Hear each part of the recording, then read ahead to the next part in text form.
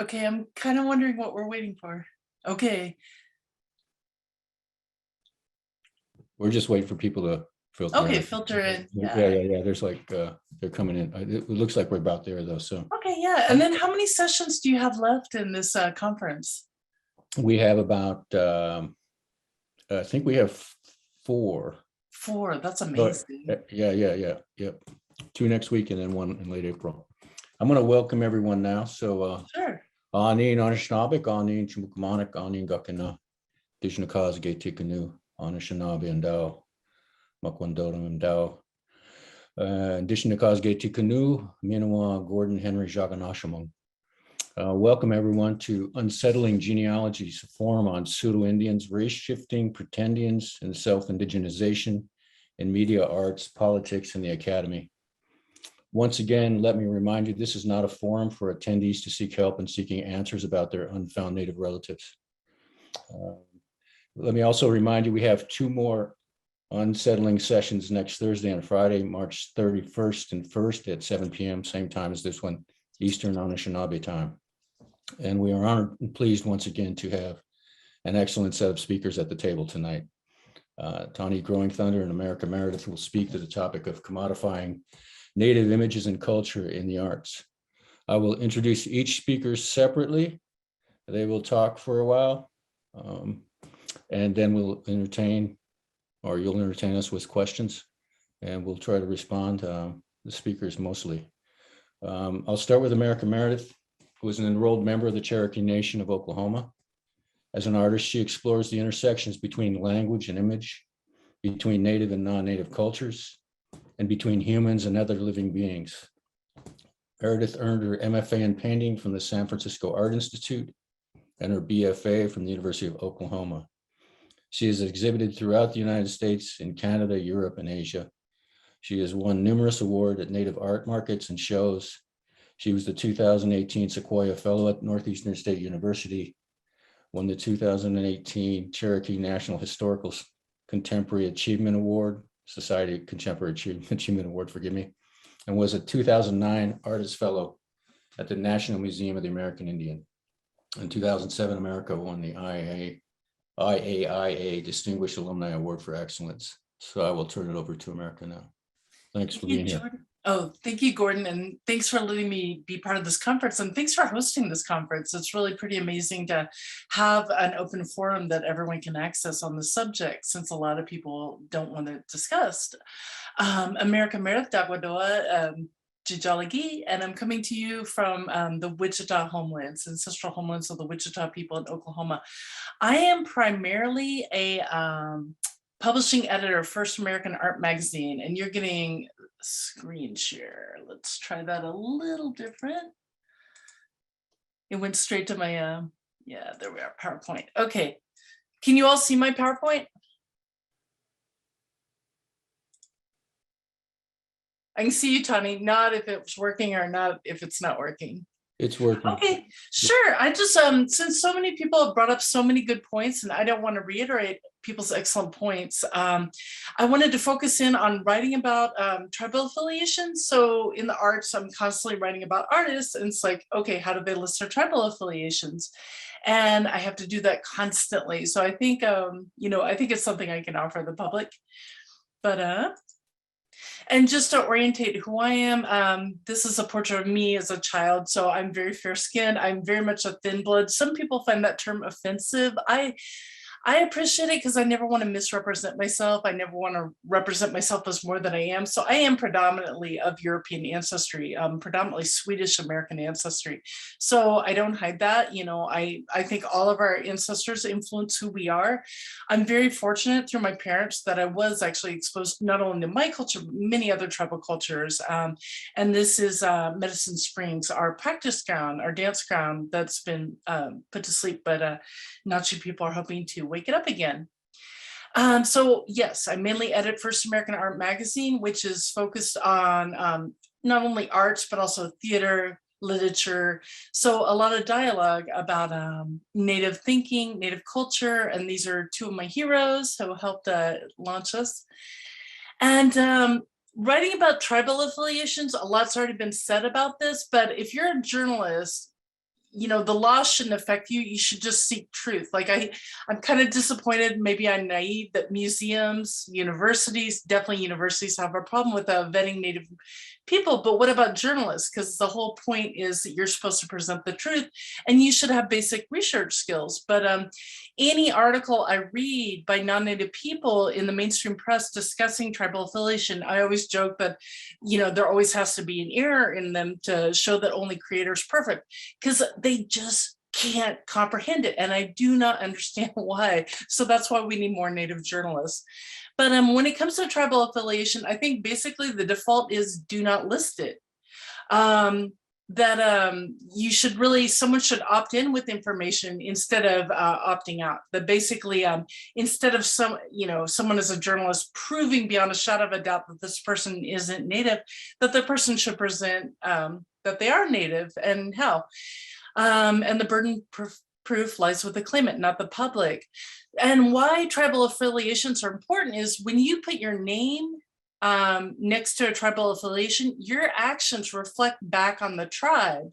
So there's that accountability. So if you don't have a connection with the tribe, and if you're just claiming it randomly, what you do still reflects. So all those nut job people claiming to be Cherokee make Cherokees look bad. So I think you need to have a real lived relationship with your tribe. So just generally for non-Native people, and I think most of the people here probably already know this, the first question you'd ask is, are they enrolled tribal member?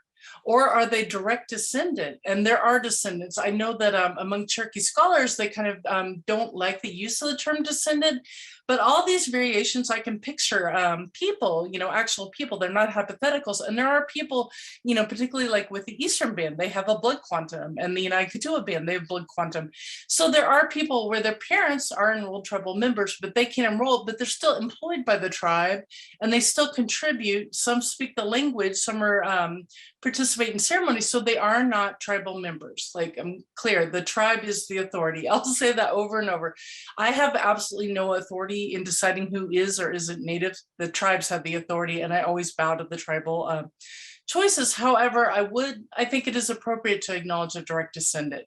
And then tribes also have the option to designate a tribal artisan. So anyone under the sun, the tribe has that option. And I think sometimes people outside of the United States don't understand that it's not the federal government that dictates who is and who isn't. It is the tribes. We do have that authority. I think, we have to fight tooth and nail for every bit of sovereignty we have, but we do have quite a bit here in the United States. And then I think it is valid to ask, what is a person's relationship to their tribe? And, Google searches, asking around, you can find that. Looking at the person's resume can indicate that. And one thing, when we profile artists, we profile 4 artists in every issue of First American Art magazine. And we have lively discussions. At our last meeting, artists were, like, well, my tribe doesn't accept me. And it's not that no one's universally beloved by their tribe, but they maintain a relationship. And that can be hard. I mean, I appreciate one of our former principal chiefs, Chad Smith, described a tribe as a family of families. So all the problems and issues you have with a family, multiply that by 1,000, and then that's your relationship with your tribe.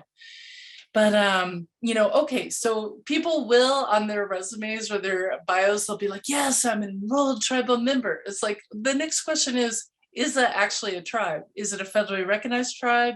Is it a state recognized tribe? Or is it an unrecognized organization? And then that automatically doesn't mean they're fraudulent, because California, and I always will defer to Californians on this subject, I am not an expert on Californian heritage, but Indigenous Californian heritage, but there are situations in California where people are, can totally have a historic line, they are established, but the United States didn't ratify several treaties, so there are people in that kind of gray area, that ambiguous area. And the Indian Arts and Crafts Act, I hope that everyone's pretty familiar with it, of 1990, requires that people be members of federally or state recognized tribes or be designated tribal artisans to claim to be American Indian or Native American. And I'll just put this here early on. It doesn't cover Indigenous. So there's this whole movement towards using the word Indigenous. And I do believe in, you know, our magazine, we cover art by Indigenous peoples of the Americas. So that word definitely has use and it has meaning, but it doesn't have a legal meaning in this context. ICA cannot touch Indigenous, which is exactly why people want to use it, you know, because they can't be, the law doesn't affect it. The law also doesn't affect anyone claiming descent, heritage, or ancestry. So theoretically, if you say you have ancestry, like, you know, 6 generations ago, I have a Cree ancestor, which is not true. I could say that and ICA wouldn't touch me. However, if that's all I'm saying, if all I'm claiming is to be a descendant, then I should never be shown as a Native American artist or American Indian artist. And unfortunately, the public kind of doesn't care. So I don't know, there's this constant thing about how do we get the public to care? And I think talking about the real pain that frauds effect on Indian communities is very important. So I do think the public does not comprehend what a tribe is, just does not get the idea. And it's a collective identity. So it doesn't matter. And I think we might all know this, but I think I'm always trying to find really concise ways to say this.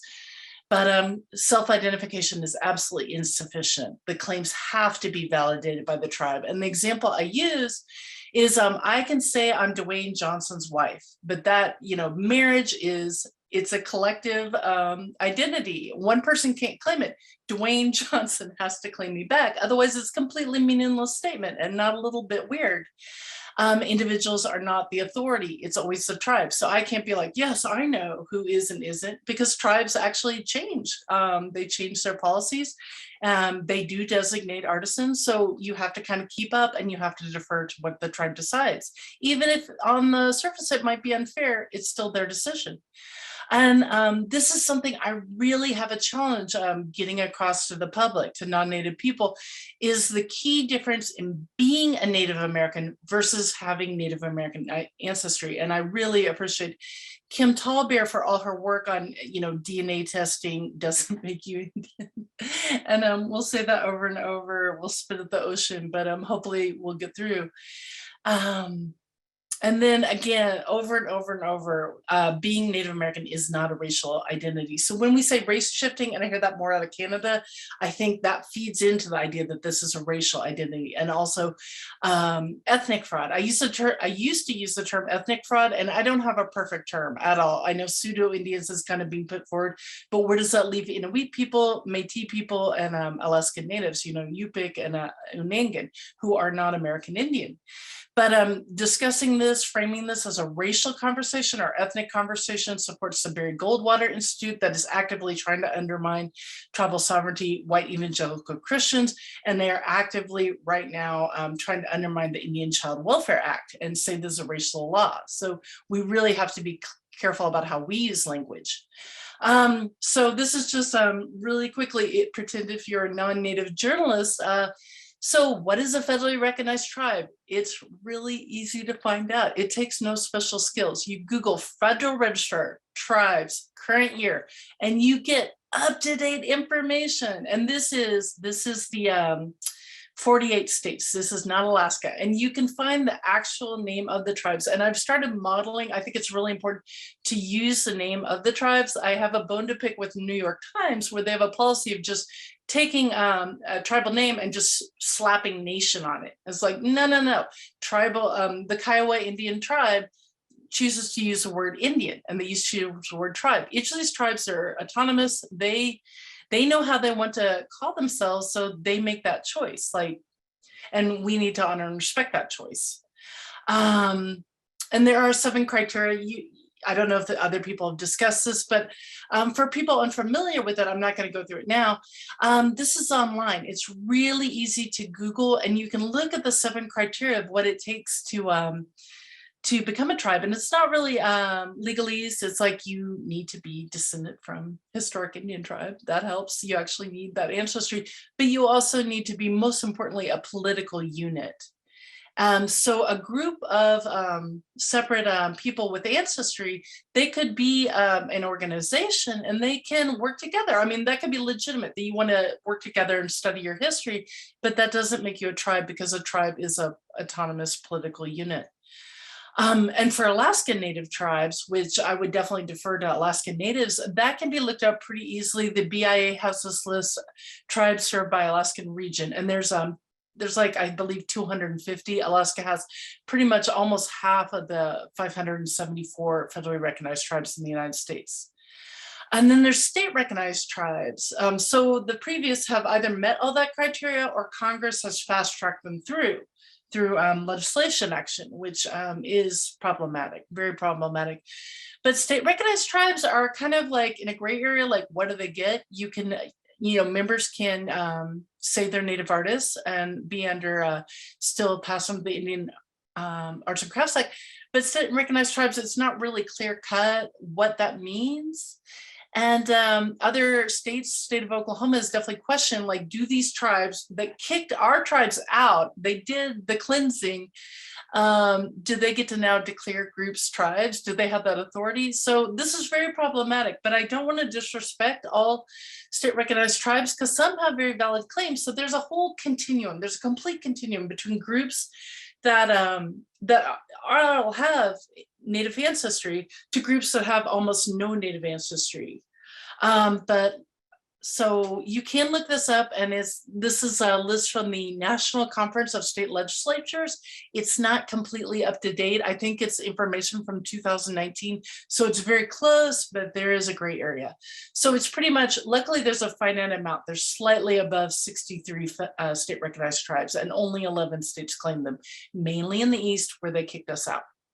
Then there's unrecognized organizations, and everyone makes fun of Wikipedia, which they probably should. In school you're always taught don't use it, but their list of unrecognized groups is the most dynamic, because I looked at others and they're really out of date, because there's hundreds upon hundreds of these unrecognized organizations.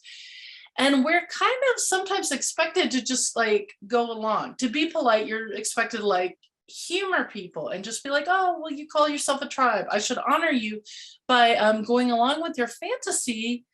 And that's just unbelievable, but that's expected of it. And to question it is so shocking. Like, to question this can, get you shut down or kicked off things.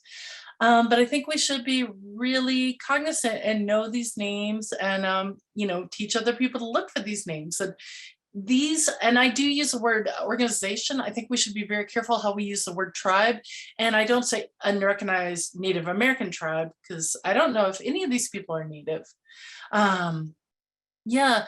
So in our magazine, we kind of know who the people are. So there have been times where I have made a mistake.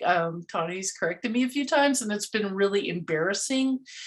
So I go and I remove mentions of that person having a tribal affiliation. And, I'm not omniscient. But when I also guess at other publications, so when I did the Herd Fair, that's a large Native art fair out of Phoenix, and when I did the guest edited the Indian Market Guide for Santa Fe, New Mexican, you might think the Indian Arts and Crafts Act isn't working, but when you compare visual artists to the situation with writers, Native writers, and who is and who isn't, and then Native musicians and Native actors, you can see that the Indian Arts and Crafts Act actually has done good, where even though there's a lot of questionable people making outrageous claims, when it comes to actors, it's crazy. Like, and musicians, like, almost if you win the NAMMYs, it's a sign that you aren't Native. It's crazy. So going into this, I do try to fact check as best I can. And sometimes that does mean reaching out to a tribal enrollment office. They will answer your questions for the most part. For this Indian Market Guide, we tried to kind of standardize some of the way people write their names, because the fact that people might write the names of their tribes in kind of idiosyncratic ways. So if you kind of like stick to the basic forms of what the tribe actually calls itself, that helps. Like, it's not Hopi Nation, it's not Kiowa Nation. And then I wrote an explanation for the public, try to explain terms like Anishinaabe, that Anishinaabe is a massive umbrella term under which so many other groups fall under. And in the magazine, we are locked in. We write about art by Indigenous peoples of the Americas. But in 2017, I did make an exception. The late James Luna called me and he was like, well, we need to cover Jimmy Durham when he had this huge traveling exhibition. And I was like, no, he's not Native. He's outside the purview, done. And then almost immediately, Nancy Mithlow called and she's like, we need to cover Jimmy Durham. So I thought about it and I got back to both of them. They both were willing to write the material. I was like, okay, yes, because almost every university Native art program presents him as the quintessential Native artist. He overshadows, he blotted out the sun. There's no room. I made a little chart about in literature, if you get on JSTOR, how many times Jimmy Durham is cited versus any actual Cherokee artist. And it's like, there's no comparison. The art world loves this man. He is the white art establishment's darling. He's no longer with us. He's passed on. So we tried different tactics because, again, as a person, I have no authority. And there's, many people have talked about this, that people respond with, oh, well, this is a personal attack. You're jealous. You want his opportunities. Like, no, I do not want his opportunities. I don't want to be anything like him. So we tried different tactics, like getting 10 of us to write a collective letter, which Indian Country Today was really good about publishing, but I don't want to get all into that. You can talk forever about this man. I want to spend very little time about it, but I tried to break it down and explain as simply as possible so journalists could read this and just like, boom, what are the Cherokee tribes? How do you talk to them? Here are there, and you can look up tribal constitutions and read the section on enrollment, and it's right there. If I can understand it, anyone can understand it. Who is this man? What are DOLEZA'S roles? Just breaking it down. So that's still online. And then gradually, as we've written about people, we do have, it's kind of embedded, it's a little hidden, because I didn't want people to look at this and be like, well, my name's not on this. And it's like, no, we don't, it's impossible to cover every Indigenous artist of the Americas, but we do have on our website this internal resource that's just kind of a reference, like people's dates when they died and lived, and basically what the tribes are. And I do have wiggle room. I don't, pick one size fits all. So there's someone who, Hieronima Abeta has Oka Wingate, and some people, okay, that's a bad example, but Kiowa Pueblo and Santo Domingo people.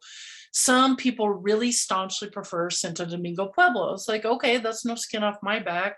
And then some people prefer Navajo, or some people prefer Dene. That's fine. We can accommodate that.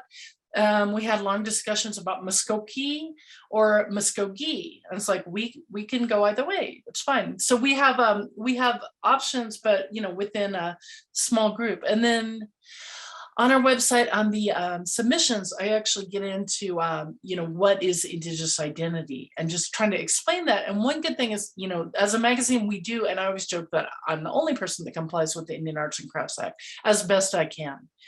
But we also comply with the 2008 Cherokee Nation Truth in Advertising for Native Art Act. So it's actually illegal for me as a Cherokee tribal member to say someone isn't Cherokee, say they're Cherokee, then my publication cannot be available or sold in any Cherokee Nation gift shop. So, that's kind of like, okay, deferring the authority to the people who should have the authority, the tribe. So there are two, Idle Jorg and Herd, they do accept state recognized tribes. So when it's rare, but when someone from a state recognized Cherokee tribe wins an award, for that section, when I list all the award winners, I won't list any tribal affiliation. So and that's my way of like not presenting something I believe to be false. And I kind of had a change of heart. Tony will talk about the time period when the law was being, when Native people here in Oklahoma, especially, but all over, were fighting for that law. My family opposed the Indian Arts and Crafts law. It's only, growing up and as an adult, I saw how valuable and important it was. And I had a big change of heart where I committed to speaking up on the subject of fraud when Rachel Dolezal happened in 2015. And I'm sure there's people that cringe seeing her. But, and it's funny that people are horrified she's claiming Black, but she claimed Native, and, other people have commented like, oh yeah, whatever. She claims she lived in a teepee in Montana and her family hunted with bows and arrows, and that people didn't even bat an eye. But you could kind of see through social media, all the Cherokee people coming to the same conclusion, like, welcome to our world. Oh, someone claims your identity? Well, all right. And then constantly these conversations would be shut down by, the quintessential non-native person. And I always use this as a joke, but the Cherokee grandma from Kentucky, or it'll be Ohio or West Virginia, or somewhere else where Cherokee people never historically lived. And I realized we're outnumbered. We're vast tribes. There's 3 tribes and there's a lot of us, but we are actually outnumbered by non-native people who claim our identity. And they're always going to shut us down. And I notice also the other tribes, there's always Cherokee jokes, and yeah, you can make jokes about me, but it's like, make it about me. Don't make it about the non-native person claiming. We have our own Cherokee goofballs that embarrass us.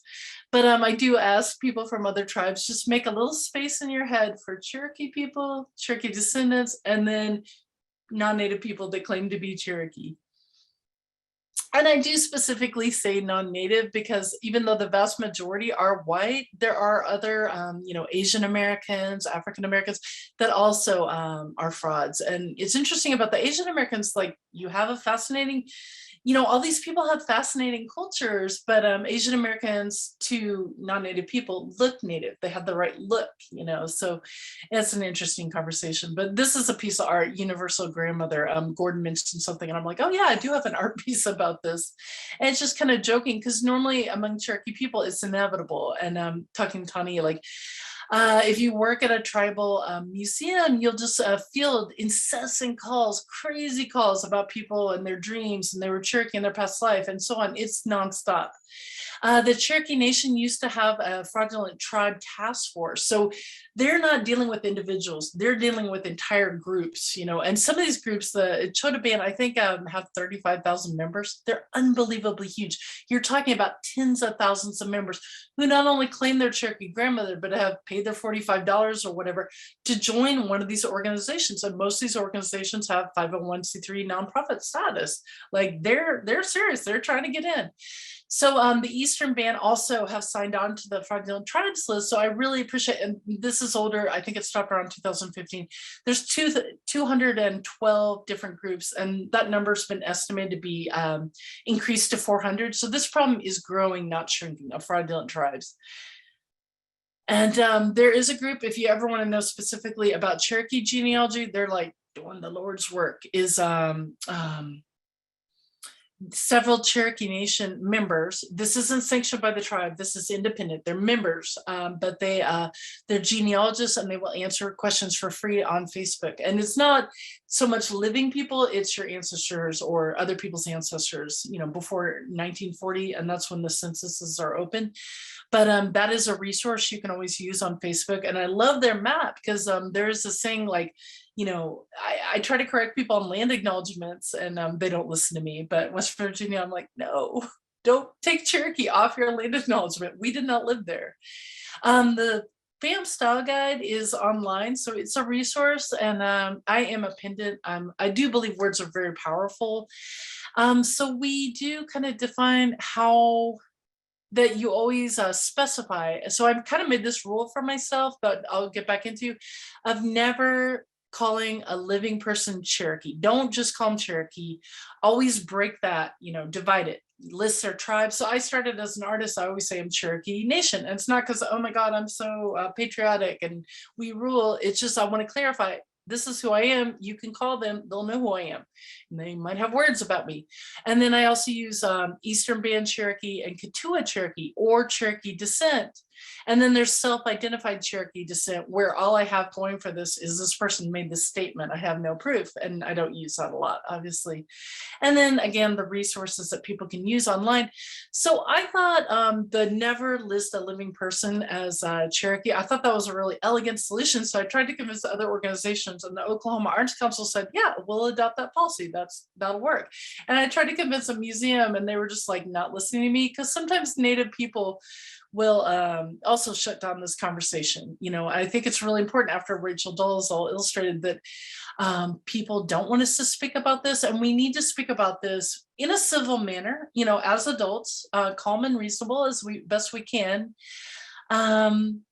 So I figured, okay, people aren't listening to me. I'm not the authority. The tribe's the authority. And I'm so grateful that Julia Coates, my tribal council person, took this, and she worked with a lawyer, and they made this beautiful legalese document. And my Valentine's present for this year is the Cherokee Nation Tribal Council unanimously passed this on February 14th this year.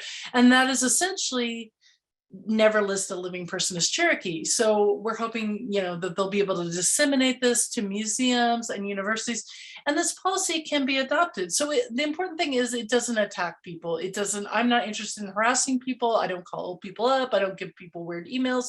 I don't talk about people on Twitter. But I just really don't want to enable anyone's fraud either. So yeah, that's it. And thank you very much for listening to me. America. Thank you so much. I really appreciate it. That was great. I'm still thinking about some of those little humorous interjections that you said as well. It's just cracking me up. So I appreciate it. I do want to throw in one thing. People are probably like, oh my God, why are you talking about Cherokees constantly? It's like, that's what I know. But also in 2009, Suzanne Sean Harjo put in my head this idea that she told me. We were at lunch, and she's intense, but she's like, if we can stop the Cherokee fraud, the false claims of being Cherokee, we've stopped the overwhelming majority of fraud against Native people. Now there's Métis, so thank Daryl LaRose so much. But anyway, no, and that really stuck with me. So I hope we can do that. But anyway. Miigwech, thank you so much. I really appreciate it.